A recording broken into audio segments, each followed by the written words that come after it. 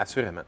Nous, depuis un an ou deux, on travaille sur notre 50e édition en respectant l'édition en cours, évidemment. Puis on veut assurer une pérennité. Il y aura aussi une 51e. On veut que la 50e soit à la hauteur de notre événement. 50 ans pour un événement, c'est rare, c'est grandiose. 50 ans dans la vie d'un humain, c'est aussi un passage important. On a atteint une belle maturité, un beau rythme de croisière, une belle renommée.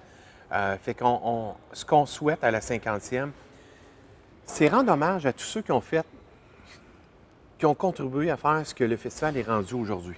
Donc, que ce soit des citoyens, des anciens employés, des anciens bénévoles, des anciens compétiteurs, tout ça reste à être élaboré un peu plus. On a fait nos premiers jets.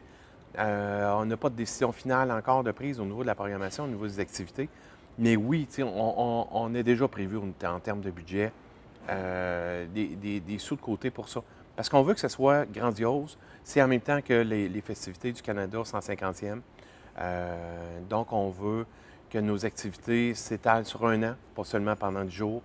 On veut que tout le monde y trouve son compte. On veut que ça soit une grosse fête pendant longtemps. Puis que les gens s'en rappellent longtemps aussi. Là. Fait qu'on est très enthousiasmés. Beaucoup de gens se sont portés volontaires pour nous donner un coup de main.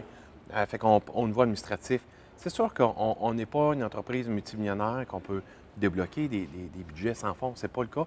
Mais déjà, on a eu la prudence d'en mettre un peu de côté en se disant, mais crime, il faut dire merci à tout le monde. Puis une façon de dire merci à tout le monde, c'est d'offrir des activités gratuites ou à peu de frais qui sont aussi à la hauteur de notre événement.